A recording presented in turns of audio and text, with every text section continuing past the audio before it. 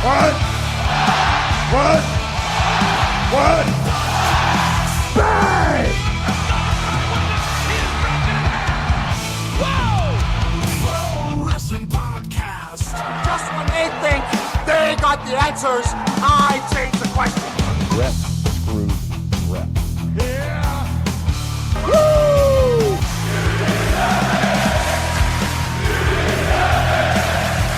Who are you to doubt El Dan? Because this guy's a serious professional.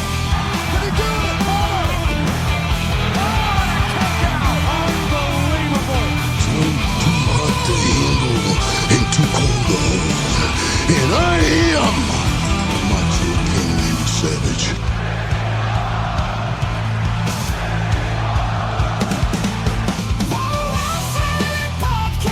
Shut your mouth, you thong-wearing fatty. I said WWE stands for. It's me, Austin. I will never retire. Promotional consideration paid for by the following. Hey, yo, Pro Wrestling Podcast listeners, welcome to the show where we don't sing it, we bring it. Help us out and click subscribe to show your support. Hey, look, are you sick and tired of dropping a ton of money every single year for the latest and greatest wrestling video game? You gotta stop. Put that cash back in your pocket. Grab a hold of Wrestler Unstoppable. And you know how much you're going to drop for Wrestler Unstoppable? Not one red cent. Not at all. You're going to go and play for free. app.wrestlerunstoppable.com, where you can create a wrestler, sign contracts, get into storylines, headline PLEs, even build your own corporation from the ground up, all included in Wrestler Unstoppable, available now, totally free. And while you're in there, look for Odin Maximus. That's my avatar. I'll be happy to help you get started. Heck, I'll even send you an invite to my company. Why not? Hey, if you want to become a member of the Pro Wrestling Podcast family, you want to get your name in the shout-outs like John down in Texas. John, love giving you that shout-out. Then you got to pop over to our Patreon page, patreon.com/Pro Wrestling Podcast. Sign up today. This month only, special loyalty rewards opportunity. Normally, it's $15 a month and you can co-host a show with me. This month, $10 only. Normally, $7.50 a month gets you entered into a drawing to co-host an episode. Not this month, only $5 to enter you into that drawing. We want to see how many new sponsors of the show we can get. If not, that's fine. Our content is typically free anyways. If you want to support the show, help us keep the lights on for the podcast, we greatly appreciate it. Thank you so much for those who do already. Welcome to this episode of the Pro Wrestling Podcast. If you've got questions, comments, something you want me to address in a future episode, the only way I'm going to know that is if you pop into the Pro Wrestling Sound Off line, 267-640-1160. I said that wrong. 267-642-1160. Wow, I knew that didn't sound right. And you can check out the Pro Wrestling Sound Off line where you can give us your comments or questions, any of your concerns. I will get to those in a future episode. It is a talk-to-text service, so talk away. Tell us anything you want us to know, and I will try to address that for you. So today's episode, we are jumping into the big news that broke yesterday. Tom Brady and Logan Paul. We're at Fanatics Fan Fest in New York City. They got all sorts of panels going on and competitions, and Cody Rhodes is interviewing Tom Brady, and Brady makes it clear he's just waiting for Nick Khan to come up with some creative idea to get him into a match. He referenced the fact that his buddy Gronk has done this before. He mentioned Logan Paul by name. These two have a little bit of history because there was like a charity flag football game early in the year, and apparently Logan Paul won the match. It was kind of trash talking Brady. So there's been a little bit of banter for several months going on, but now Logan Paul is injured. Lo and behold, before the end of the evening, Logan Paul does appear, and they get into a face-off where Tom Brady slaps the ever-living snot out of Logan Paul. It is one of those times where you know darn well, one, why was Tom Brady even there to set this up? What is WWE going to do? They're going to jump all over this, and this will be a match at some point. Now, the problem is with Logan Paul's injury, you need the time frame to get things ready and get things going. And I hope that Tom Brady, because he referenced how he's still athletic, he thinks he can go in and have at least one match. And the key word there for me in terms of timing is at least. Because what I think they need to do is he needs to contribute enough time. They need to send a ring to wherever his training facility is, where he works out, have somebody go there, a talent who's not being used on television right now, go and help get Tom Brady ready for a match. Let Logan and he put together as beautiful a choreographed match as they can to really put on a show. Now, way I would book this because of Paul's injury, which is like a 9 to 12 month injury for some people, 9 on the low side, 12 on the high side. He's talking about recently that he's ahead of schedule. So who knows how soon he'll be back. He got hurt in like June. So at this point, you know, you start looking at the numbers and when you think he could be back. You know, July, August, September, October, November, December, January, February, March. That's a little late. Do we really want to wait that long? Well, what if he's not waiting that long? What if he's back before that? What if we have some kind of run-in right around Survivor Series? Have Tom Brady be like a guest host of Raw or something. Logan Paul can attack him. Not anything too serious. Maybe a chair shot to the back. Or maybe he just clubs him from behind and runs away. Something that he doesn't have to get overly physical because he's not medically cleared. Then you could have Logan Paul, if he's ready to go by the time we get to the Royal Rumble. At some point in the Rumble, you could have him be the only competitor in the ring and eliminate everybody else and have a surprise appearance in the Rumble by Tom Brady. Have him come out and through some nefarious means, either he eliminates Logan Paul or Logan Paul eliminates him, and it can set up a WrestleMania match where hopefully with this much time to plan, they can put something really special together. I'm all for it. The only problem I have is, if you are a Patriots fan, then you would love seeing Tom Brady beat the snot out of Logan Paul, who's one of the biggest heels on the planet. If you don't live in New England and you're not a Patriots fan, or you're not one of the fans who likes to give their respect, because look, I'll be honest with you, I'm an Eagles fan. I hated Tom Brady when he beat the Eagles in the Super Bowl. You know, I have some disdain for the man, but I also tell it the way it is. That is the greatest of all time, and that man has 7 championships, and I have to give him mad respect. So I'd love to see him in the ring, even as an Eagles fan, but a lot of people who are outside of New England, he's the biggest heel in sports. Him, LeBron, like there's certain people who just always get the heat. And so I think the hardest part would be selling Brady as a babyface against Logan Paul, because people hate Logan Paul and they hate Tom Brady. So I don't know. It takes some time. They have to build it up. If they do it right, they can make it happen. They can make anybody a babyface if they wanted to. Maybe you tie Gronk in a little bit more because people seem to really love Gronk. I don't know. We'll have to wait and see. Maybe do a whole vision thing against Gronk and Brady. I don't know. But I'm interested to see this. I think, and it went viral. It's awesome. Check it out. Find it on YouTube or wherever you stream. Odyssey, Rumble, Daily Motion, Vimeo. I'm on all of them. So check it out wherever you can. Find that clip. It's awesome. Moving on from that, big news in the world of Netflix and WWE. They announced their numbers, right, for the last several months, the last year or whatnot. And looking at WWE programming, some of the highest rated programming on all of Netflix. Yes, you got things like Stranger Things and stuff like that that did better than anything. But when you look at the wrestling shows, the Royal Rumble, and keep in mind, we're talking about internationally. And the reason that matters is here in the United States, none of these views are United States views for the paid PLEs, because we had Peacock and then it turned into ESPN. So all this is a lot of this. When you get to the conversation about Raws and stuff like that, that might be different. But when it comes to PLEs, we're talking about international numbers and not even counting the US viewership. So we would be on top of whatever this number is. But in terms of high viewership in PLEs, the Royal Rumble was the number one watched WWE PLE. With, I believe it was 3.7 million viewers. WrestleMania Night 2, then WrestleMania Night 1, SummerSlam Night 2, SummerSlam Night 1. Like, huge numbers. Over 3 million per thing. And then we get into some of the other interesting numbers. For example, let's go with other PLEs. Elimination Chamber, 1.9 million. Clash in Italy, 1.6 million. Backlash, 1.4 million. Night of Champions, which was like in the middle of the day, still had 1 million viewers around the world. Then we get into the Raws. Raw on January 5th and Raw on April 20th both drew 3.7 million views. The July 6th Raw a couple weeks ago with CM Punk winning the World Championship, 2.5 million views. Unreal Season 2 of all programs ranked in their top 25 shows for the year. They have got to be loving everything WWE is doing for them. I see this being a long-lasting partnership. Netflix must be over the moon happy with all this turnout. Let's get into some other WWE news. There is some backlash, speaking of the pay-per-view. There's backlash on Tiffany Stratton after SmackDown, where she won the qualifying match to get into the interim Women's World Championship conversation. And I agree with this backlash. And it's nothing against Tiffany Stratton. It's nothing against JC Jane. This is purely against creative because it makes absolutely no sense. JC Jane came in hot as ever, and it looked like she was destined for a feud with Rhea Ripley. And rumor was that was the plan for SummerSlam. Then Rhea gets hurt. Now you got Tiffany Stratton, the Women's United States Champion. She has no championship defense at SummerSlam. She goes into this match. If you put JC Jane over and put her into the ladder match, she then gets elevated to a main event level status and can then, whenever Rhea's ready, have that feud with Rhea. Heck, I'd give her the win. I would give her the WWE Women's Championship so that when Rhea comes back, the match is built in. You don't even have to tell a funky story to get there. That's what I would do. They didn't do that. They went the opposite. They had Tiffany Stratton defeat JC Jane, pushes JC Jane down the card because she can't even beat the mid-card champion. She's certainly not ready for the World Championship if that's the case.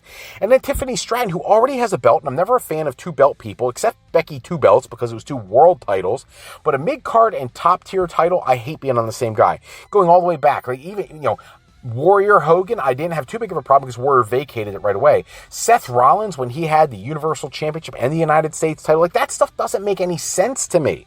Even go back to Shawn Michaels when he had like the European title and the world title, like that kind of stuff. Like it just doesn't make sense to me. I would never put the World Championship on somebody who had a secondary title. I just wouldn't. Two worlds, maybe. Secondary and primary, not so much. So I hate this booking as well. A lot of backlash online. Hopefully they get this creative working with some more interesting stuff because this was a missed opportunity. Those two other programs would have been far more engaging than what they're giving us right now. Also in the news, and this one, I'm going to preface this by saying I try very hard to steer clear of politics, which is hard for a guy like me because I'm a social studies teacher by trade. But I got to be honest. There is a report that came out that Liv Morgan has partnered with a group called Together We Strive, which is a nonprofit in Northeast Texas where they provide services and interventions and things for people in need, younger folks and things like that. It's a beautiful cause. It really is. They do good work, and she's a brand ambassador trying to help and support that cause. And I give her kudos for that. But it turns out that Together We Thrive also gets some funding and support from an outside group called Watermark Church, which is a somewhat controversial Christian-based group that have certain beliefs that are not always the most popular ideology. I'm trying to tread lightly here because I don't want to offend anybody or support anybody. I'm a middle guy to begin with. But they are somewhat against same-sex marriage, which is something that can be a serious conversation piece for some people. They have some strong religious beliefs. Look, again, not trying to get too political, but freedom of religion is a thing in this country, so it is what it is. I don't expect Liv Morgan to go down a list of every single company that contributes to Together We Thrive and figure out what their ulterior motives may be. She's trying to do good work and do good things. So this is something that could have easily been explained away. She didn't know, whatever. Maybe she distances herself, or maybe she asked them to sever that partnership, or whatever. WWE is a huge platform. You would think that they would prefer to have Liv Morgan over some fringe, church, but that's not where the issue comes in. The issue comes in with the online keyboard warriors sitting in their mom's basement when they're 65 years old, calling her MAGA. She's not, she may be MAGA. I don't know. She's never said anything to indicate what her political preference is, but I think if you know anything about Liv Morgan and look at the talent that she's been friends with, worked with, partnered with, what their lifestyle choices have been throughout her entire wrestling career, she's been very much an ally to anyone. Anyone. The young lady, look, well, you can say what you will about her wrestling character and all that kind of stuff. She's a good person. She really is. She does great work with the children. She's doing this charity stuff for the right reasons. And she's taken all this MAGA hate, which, look, you don't have to love her. You can love or hate whatever you want politically, but that's the kind of character defamation that really bothers me. Don't connect dots that don't belong connected. That's ridiculous. She did a charity thing. They have a fringe group who happens to be a sponsor. Let it go. Back off, let her see, let's see what she does from here on out and see how things play out, but to jump down her throat, kind of ridiculous. Let's throw some AEW stuff in before we go today. Sammy Guevara was being interviewed, and to paraphrase, he basically said, it's not my call why he's not on AEW television. In 2026, he has been on AEW 3 times. That's it. 3 matches. And this is the guy who originally was one of the 4 pillars of the company, and now, ever since he had some backstage stuff with Andrade in Andrade's first tour with AEW, And, maybe he was a little immature at the time. He's gotten married. He has a baby. He had a great partnership with Dustin Rhodes. He's done so much since then, and it seems like Tony just refuses to give him another chance to be a legitimate primetime player in the organization. You just re-signed Jack Perry, who, frankly, doesn't look anywhere near as good as Sammy Guevara, both in-ring or physique, any of that stuff, and I just don't understand. I really don't.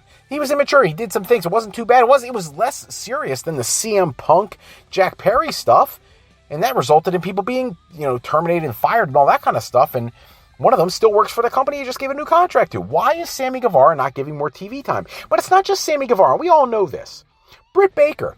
She just did the ALS Ice Bucket Challenge for her friend Rebel, who is dealing with very serious terminal ALS diagnosis.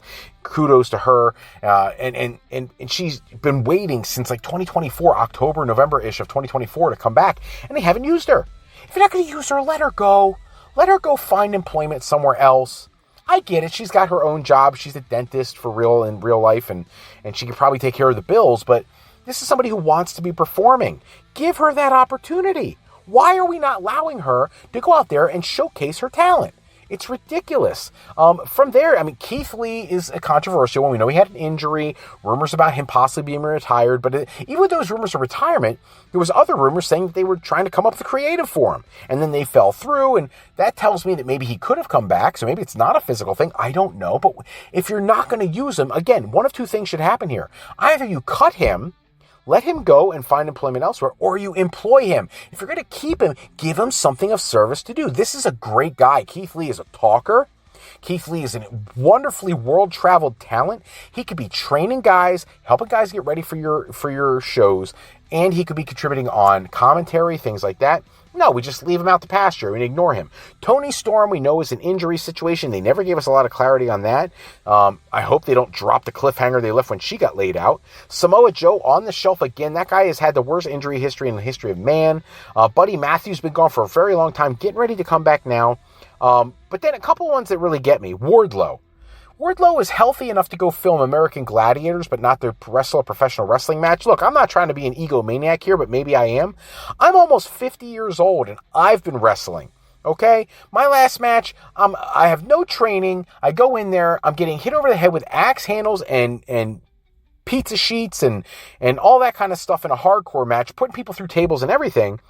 And I was able to get up the next day and go to work. Come on, Wardlow. If you're able to do American Gladiators, get out there and wrestle. Tony Khan, book the guy. Give him something to do. There's so many premium talents that just never seem to get any opportunities. And if you're not going to use them, again, let them go. The same thing with WWE. If you're not going to use people, let them go. And I don't want to see people lose their money. Like, if you're somebody who's content just sitting on the sidelines doing nothing, collecting a paycheck, then whatever. Forget everything I said about your particular name. But it's kind of ridiculous. Even other guys like FTR. FTR were the World Tag Team Champions, and we saw them so infrequently. They did the whole angle with Cage and Cope, and that was fine. But really, beyond that, we barely saw them for the last year. Like, we're talking about a profession that used to run 320, 330 days a year. Now you might be working 52 if you're one of the most active people. And we still aren't putting people on TV enough. And even other people, Daniel Bryan. And look, this is the one that really strikes me. And this is the last thing we'll do today before we wrap it up. But like Daniel Bryan, Tony Khan was talking about him recently doing an interview and spoke to the fact that Daniel Bryan is just beat up at this point. The wrestling industry has taken such a toll on his body, and he just can't do the travel. He can't fly. Think about that. For anybody who's ever flown on an airplane, takeoff and landing is the hardest part, and it's really not that bad unless you got a really crappy pilot or really bad turbulence. Like, at the end of the day, the fact that Daniel Bryan can't fly on an airplane is heartbreaking, at least more frequently. You know, he's staying home, spending time with the kids, trying to get healthy, feel better. I don't know, maybe he needs more surgery. I know he likes to do things in more of a homeopathic approach, but heaven forbid, I would not want all that pain. I just wouldn't. But it breaks my heart because he's one of the most amazing talents we've ever seen in the history of professional wrestling. He did so much, had to go away early because of the concussion situation, worked so hard to get back, came back, had that almost like renaissance of his career, going out and having that the Earth-friendly championship belt run where he ended up leading into Kofi Mania, all that kind of stuff, and then leaving WWE, going to AEW, totally reinventing himself. Blackpool Combat Club was awesome, the precursor of the Death Riders, winning the AEW championship, and then having his final send-off and doing all that stuff with Mox and everything. Just great stuff. I hate that someone who was given so much is feeling so down and hurting so much. But it just tells you how physical this business is. When those people out there that talk about how fake wrestling is, ask Daniel Bryan's neck about how fake wrestling is. Is it predetermined? Sure. Do people sometimes choreograph quite a bit of some of the matches? Absolutely. But I would argue it is no different than turning on, pick your evening drama show. It's not like those people are real cops shooting each other or real doctors working on people in a hospital. They're all playing a role just like the professional wrestlers are. Give them their due. They work hard for what they do, and it's very physically taxing. That's all the time we have for this episode. Check back with us next episode. We run down the latest wrestling news and rumors. Special thanks, as always, go to Suno for creating the music and sound effects we use in the show. If you want to bring a new friend to family game night, it's easy with Sketchy People. Showcase your artistic side in this game from Beezle Games by going to thegamecrafter.com and picking up your copy today. If you're looking for your next career decision, maybe you're considering college, university life, maybe you just need some formal training for your next career decision overall, go to my website at frolifeplanning.com for all your higher education needs, as Fro Life Educational Planning is for today, for tomorrow, and for life with Fro Life. I'm Fred Froelich, better known as Dr. Fro. I want to thank you so much for taking some time with us. Go out and enjoy Saturday night's main event, and we will see you next episode.